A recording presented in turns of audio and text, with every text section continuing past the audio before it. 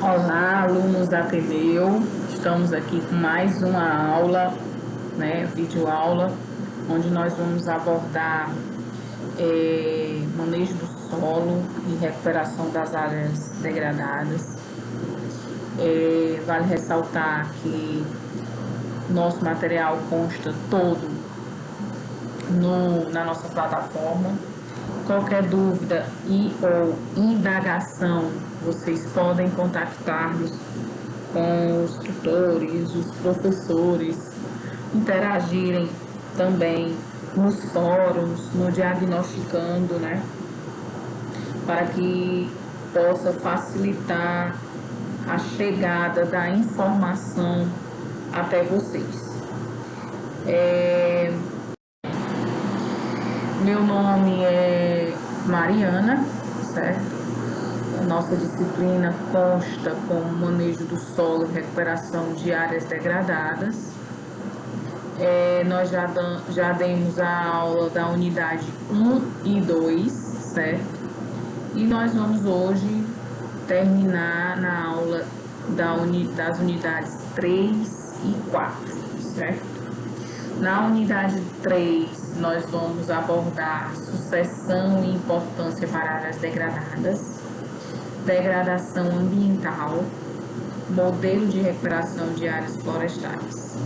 Já na unidade 4, nós vamos saber as etapas de um projeto de recuperação de áreas degradadas, ou seja, um PRAD, que é um estudo onde vários órgãos ambientais pedem, antes de licitar mesmo, obras de empreendimentos como estação de minério, estação de rocha, ou uma eólica, esses empreendimentos maiores que têm a vir, de ter um impacto bem maior,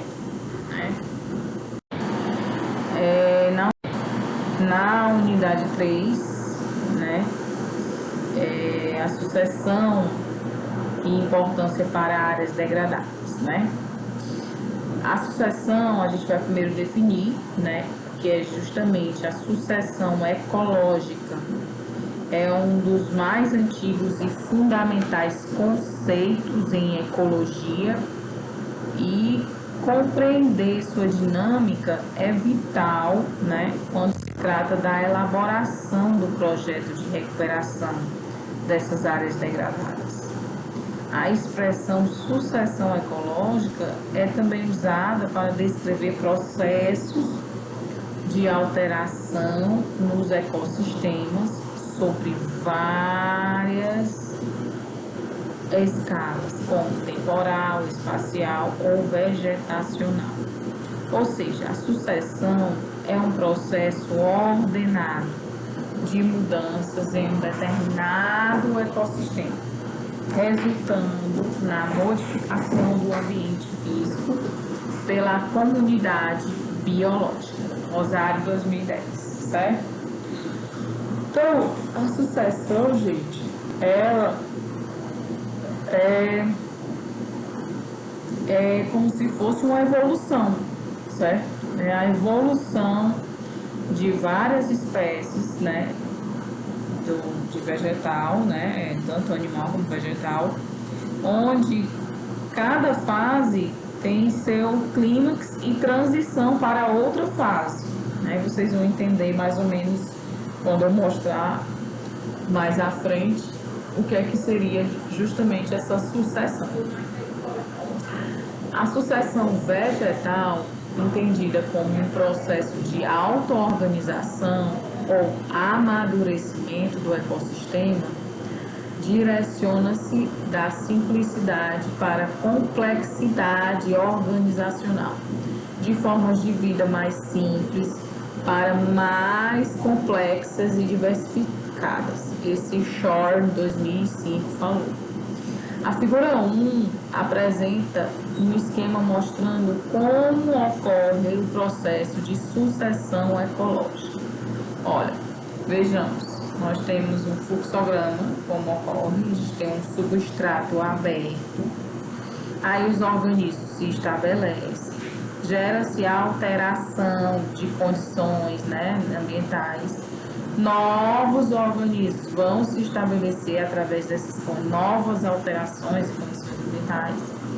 E vai outra fase, a estabilização da comunidade e das condições do meio ambiente, que chega-se ao clímax.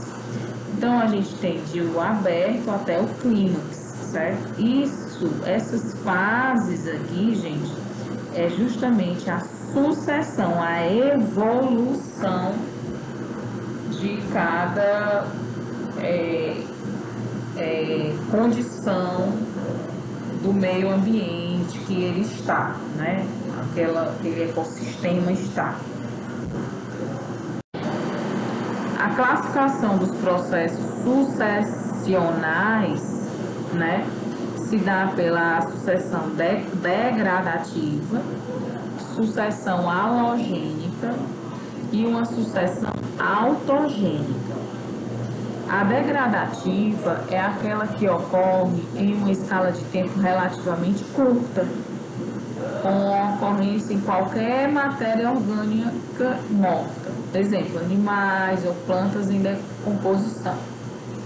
A sucessão halogênica é a sucessão em que o processo de substituição de espécies ocorre como resultado de mudanças externas, ou seja, incêndio, tempestade, processos geológicos ou formas geofísico-químicas. Já a sucessão autogênica, ela ocorre em ambientes recém-criados, geralmente decorrentes de processos biológicos que modificam condições e recursos. Esse tipo de sucessão pode ser dividida em duas formas, primária e secundária.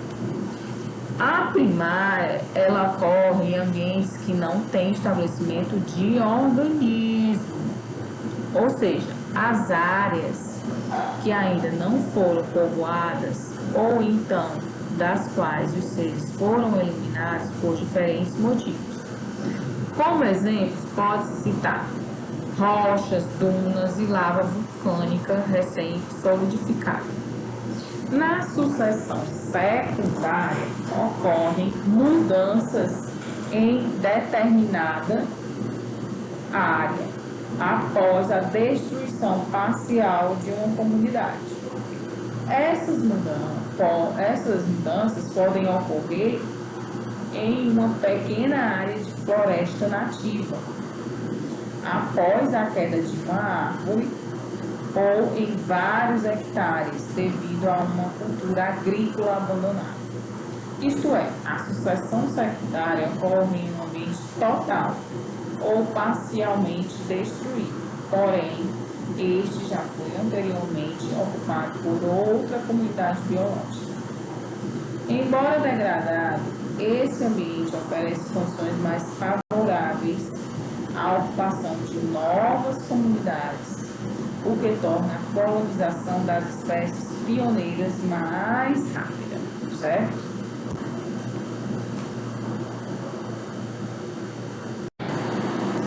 Aqui, gente, é uma figura ilustrativa, onde vocês podem ver que as fases da sucessão ecológica e a evolução até chegar ao clímax, né, de um ecossistema, né?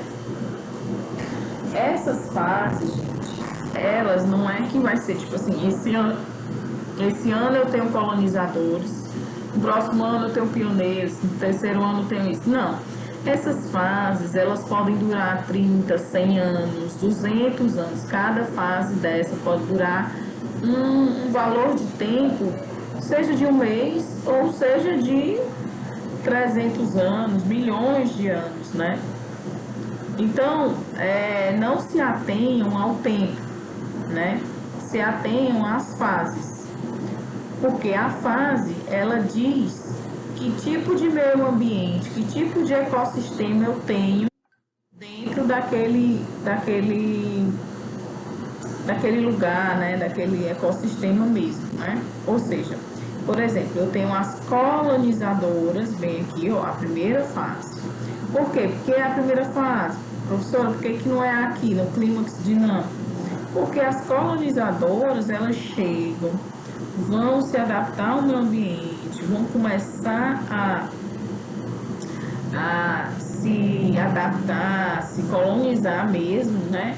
Morar, né? Entre aspas, se fixarem e de aí então elas vão começar o quê? Evoluir, vão começar, seja daquelas 3 fases lá que a gente viu, né? Uma ou outra, e elas vão passar por uma espécie de evolução, onde dessas colonizadoras elas vão para as pioneiras, das pioneiras elas vão para as secundárias, das secundárias elas chegam a um clímax. Nesse clímax, sempre o clímax, gente, tem uma queda, qualquer tipo de área, setor. Tendo ela uma queda, ela fica se mantendo no clímax. No clímax o quê? Dinâmico. Ou seja, todo e qualquer fase, ela vai ser passada adiante, certo? Ela vai ser transicional. Quando eu chego a um clímax dinâmico, eu posso chegar a cair de novo para as colonizadoras, porque seja de forma ação antrópica, vou desmatar aqui, ela vai ficar de novo rasteira, ela não vai ser mais arbustiva, a vegetação, né? Então, vocês identificam, né, a fase de um ecossistema pela vegetação, ok? É dentro da vegetação, através do tipo de vegetação, é que eu vejo o tipo de fase que eu estou dentro da sucessão ecológica, ok? Para isso, gente, nós estamos abordando essa manejo do solo, vimos que através do solo nós temos as sucessões, né, o crescimento de fauna e flora, e a partir disso nós temos também degradação ambiental, que vai ser falado mais adiante. Mas antes disso, nós vamos falar sobre como recuperar ela, né? Antes de decidir qual a melhor atitude a ser tomada para uma restauração de um ambiente degradado, alguns pontos devem ser observados, conforme ressaltam Moraes. De forma inicial, deve-se fazer um histórico de uso do solo. Por isso que a gente entendeu que era solo. Vocês lembram? Para identificar há quanto tempo a vegetação original foi retirada e para qual finalidade, além de descobrir qual o uso atual do solo. Com essas informações, poderá ser definido o grau de degradação da área. E aí, professora, eu já ouvi falar em recuperação e já ouvi falar em restauração. E qual é essa diferença, né, desses dois? Adota-se recuperação quando o objetivo principal é recuperar a função da vegetação, né, com o controle da erosão do solo, não havendo preocupação com a composição florística. Já a restauração, também conhecida como revegetação, procura restabelecer os processos naturais, os quais são responsáveis por retornar a vegetação ao nível mais próximo possível da sua condição anterior à degradação. Ou seja, a restauração, eu vou chegar a um nível mais próximo do que era antes. E a recuperação, eu vou recuperar para que ela funcione como um controle de erosão, né? Não havendo, né, uma preocupação com a composição florística. Técnicas e modelos de recuperação florestal. As principais técnicas para a recuperação florestal em áreas degradadas, que são descritas por Marais, são regeneração natural, que, segundo a empresa brasileira de pesquisa em agropecuária, a regeneração natural pode ocorrer sem manejo, ou com manejo, adotando as ações que induzam os processos de sucessão e importância para áreas degradadas. Regeneração natural, como controle de plantas competidoras, formigas, adubação de cobertura, entre outros. A nucleação, certo?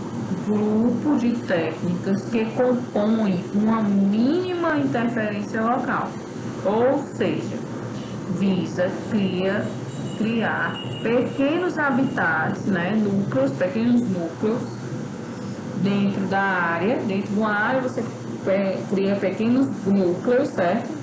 De forma a induzir uma heterogeneidade ambiental. Ou seja, gente, eu vou pegar pequenos núcleos, pequenos grupinhos dentro da área e vou colocar vários tipos de espécies dentro desses pequenos grupinhos, certo? Que são chamados núcleos.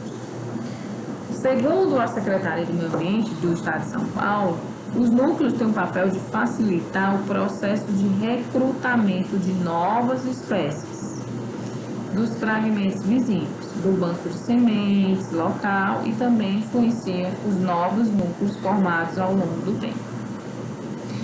Outra importante técnica é o enriquecimento. O que significa isso? Visa o aumento da diversidade vegetal em áreas onde já existem indícios de regeneração natural. Consiste na introdução de espécies, principalmente dos estágios finais da sucessão ecológica, em áreas com melhores condições do solo, já com presença da vegetação nativa, porém com a baixa diversidade de espécies, certo? Outra técnica é o plantio total. Técnica essa que implica um maior e mais custoso grau de intervenção. O plantio total só deve ser adotado quando a vegetação nativa estiver bem degradada e existir a necessidade da introdução de mudas de espécies arbóreas. Ou seja, eu vou pegar a muda e vou colocar as mudas para, recuperar aquela floresta. Eu compro daquela espécie, ou seja, de outra, e vou colocar ali dentro daquele local. E isso são técnicas para quê? Para a gente recuperar uma área que está o quê? Degradada, certo? E o que significa uma degradação ambiental, professora? Pela lei 6938 de 81, que institui a Política Nacional do Meio Ambiente, em seu artigo 3º, inciso 2, diz que a degradação ambiental é a degradação da qualidade ambiental por meio de alterações adversas das características do meio ambiente. Já para a Guerra 2001, a degradação ambiental é causada pelo homem, que na maioria das vezes não respeita os limites impostos pela natureza, sendo que a degradação ambiental é mais ampla que a degradação dos solos, certo? Pois envolve não só a erosão dos solos, mas também a extinção de espécies vegetais e animais, a poluição de nascentes, rios, lagos e baías, o assoreamento e outros impactos prejudiciais ao meio ambiente e ao próprio homem. Ou seja, gente, a degradação ambiental, ela é causada, em sua maioria, pelo homem, certo? Que não respeita a natureza, que se dá não só pela degradação dos solos, mas também da fauna e da flora e dos compostos abióticos, como os rios, lagos, né? E aí, isso traz não só é prejudicial ao meio ambiente, mas ele traz também a degradação, ela traz um dano ambiental. O que significa isso? O dano ambiental, ela traz, quando envolve o homem, certo? Eu estou causando um dano ambiental ao homem, né? Por isso que se chama dano ambiental. É importante ressaltar que muitas vezes as expressões degradação ambiental e impacto ambiental, né, são utilizadas como sinônimos, apesar de a legislação apresentar conceitos específicos para cada uma delas. Lembrando que, de acordo com a resolução CONAMA, número 1 de 1986, impacto ambiental é toda atividade que, por alguma razão, causa alteração das propriedades físicas, químicas e biológicas do meio ambiente, podendo afetar direta ou indiretamente, por exemplo, a saúde, a segurança e o bem-estar da população, as atividades sociais e econômicas, a biota, as condições estéticas e sanitárias do meio ambiente, a qualidade dos recursos ambientais. Gente, então, vamos lá. Existe a degradação ambiental, que é causada sempre pelo homem, que na maioria das vezes não respeita a natureza, ela degrada o solo, os rios, os lagos, ela interfere nos animais, né, e assim vai. E existe o impacto ambiental. O impacto ambiental, ele sempre vai estar condicionado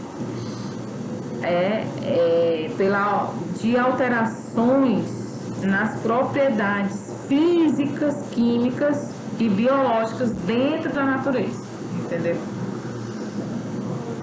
E podendo afetar esses setores aqui que a gente está vendo, né? As causas da degradação ambiental, né, existem muitas, mas a gente vai dizer aqui uma das principais. A degradação dos recursos hídricos, né, que é a poluição dos recursos hídricos, ocorre por meio da introdução de elementos que, através de suas ações físicas, químicas e biológicas, degradam a qualidade da água, podendo ser nocivos prejudiciais aos organismos, às plantas, né, e às atividades humanas. Nós temos aqui alguns tipos de degradação dos recursos hídricos, né? Existe a maré negra, em todas as fases de exploração, refinamento, transporte e distribuição do petróleo, podem acontecer vazamentos e danos ao ecossistema aquático. Quando os tanques dos navios petroleiros são levados ao mar, essa região fica poluída, certo? Por isso que se chama o quê? Maré negra. A eutrofização também, né?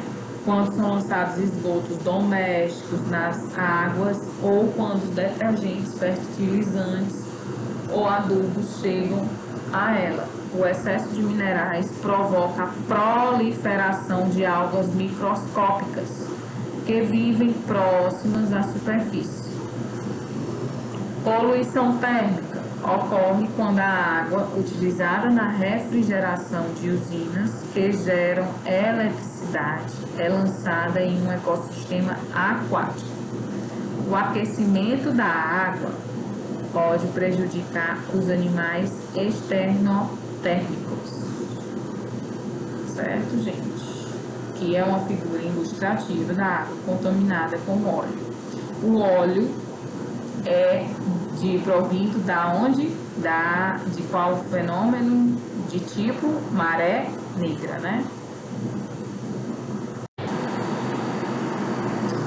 A degradação no solo, né? Do solo. A poluição dos solos é causada pela introdução de elementos químicos, como hidrocarbonetos de petróleo, metais pesados, como chumbo, cádmio, mercúrio, cromo e arsênio, e pela aplicação indiscriminada de pesticidas também, ou então por alterações causadas pela ação do homem e seu mau uso, como a exploração mineral não racional e a disposição inadequada de resíduos sólidos e líquidos, que além de contaminar o solo, podem atingir também o lençol freático.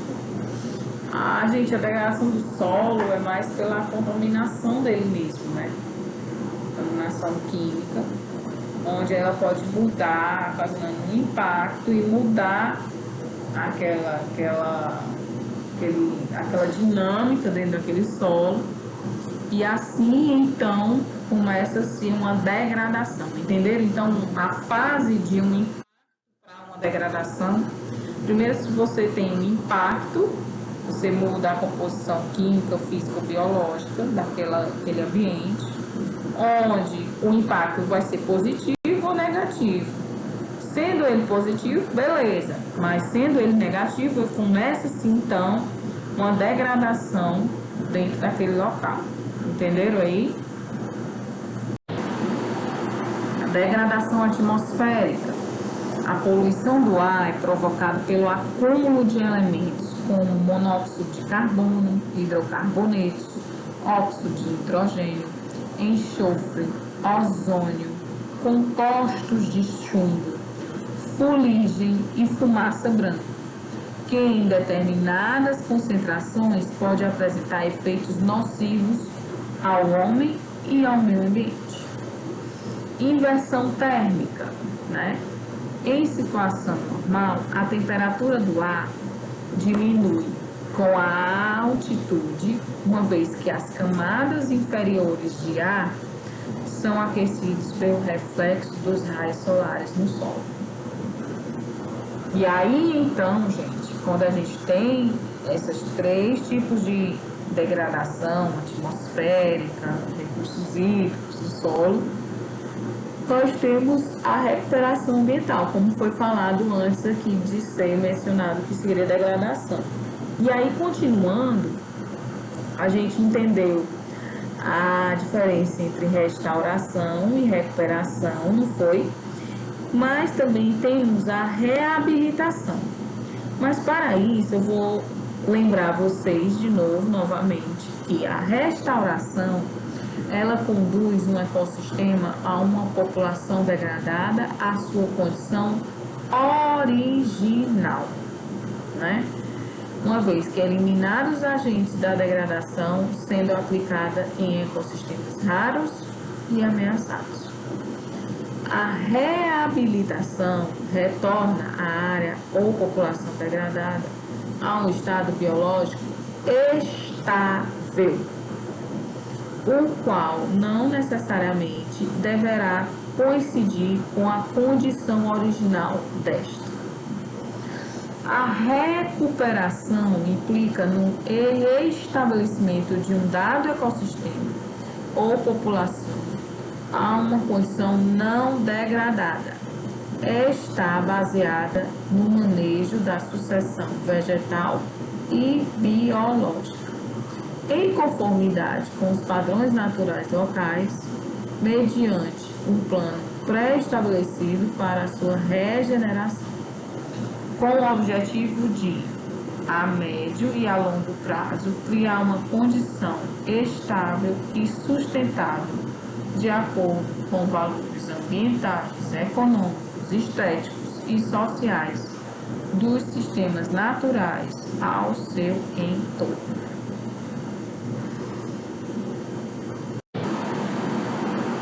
E aí, gente, o modelo para a recuperação de áreas florestais, nós temos aqui, né? A definição do melhor modelo para a restauração florestal a ser utilizado depende de alguns fatores, como o grau de degradação, o histórico da área, a disponibilidade de sementes e mudas, tipo do solo, clima, maquinário e recursos financeiros disponíveis. Antes de começarmos a analisar os modelos técnicos de recuperação florestal, serão apresentadas algumas dicas conforme aumento. Primeiro, o diagnóstico da área deve ser recuperada de seu entorno, deve ser a principal referência para a definição das estratégias. Deve-se utilizar o quê? Somente espécies nativas da região para recuperar, certo? Deve-se utilizar espécies pioneiras, que existiam as primeiras espécies para recuperar também. Porque recuperar a gente não entendeu o que é para chegar ao original. Então, entenderam aí? E optar por uma maior diversidade de espécies nativas, certo? Sempre.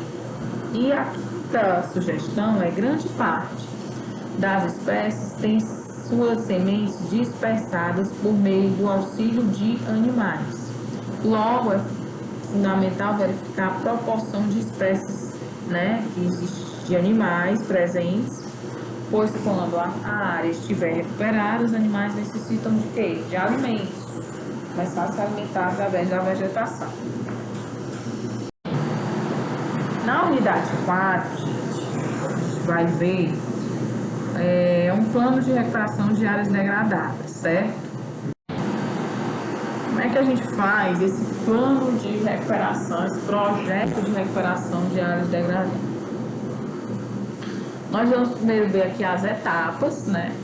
Os objetivos e metas de um PRAD, onde deve apresentar objetivos bem traçados e definidos, sendo que o principal é promover a recuperação ambiental de uma determinada área degradada. Porém, os objetivos devem estar de acordo com alguns critérios, por exemplo, a legislação ambiental vigente, as especificações do órgão ambiental competente, o qual irá analisar o PRAD, o desejo do proprietário do terreno analisando qual atividade que será ou foi desenvolvida na área, os aspectos sociais e econômicos analisando se determinada atividade poderá gerar prejuízos à sociedade vizinha e se o retorno financeiro será viável após colocar em prática o que foi solicitado no PRAD, certo? Os órgãos ambientais, municipais ou estaduais brasileiros apresentam roteiros e termos de referência específicos para a elaboração de um PRAD, certo? Normalmente, esses formulários podem ser encontrados no site dos órgãos ou nas suas sedes. Este capítulo, né, apresenta um roteiro geral, mas pode haver diferentes exigências pelo órgão ambiental responsável por avaliar o projeto, devido à localização, ao impacto, né, ao tipo de crime ambiental cometido, aos danos no meio ambiente, entre outros. Ou seja, gente, o PRAD, de acordo com qualquer município e órgão ou estado, né, ele é estabelecido, né, pelo município, pelo estado, de acordo com um termo de referência, onde esse termo de referência, cada município ou estado vai escolher como quer, mas, no geralzão, ele se dá por um diagnóstico, se dá pelo diagnóstico físico, químico, biológico, né? Socioeconômico também.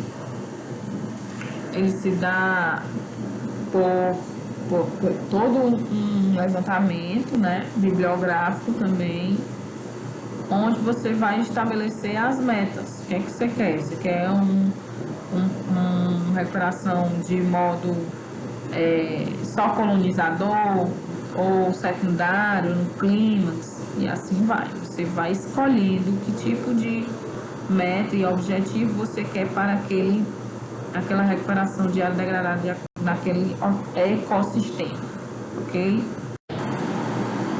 Aí, qual a diferença entre objetivo e meta em um PRAD, né? Como é que eu vou saber? Os objetivos devem apresentar descrições concretas de onde está se querendo chegar ou o que está se tentando alcançar, sendo bastante estratégico e abrangente.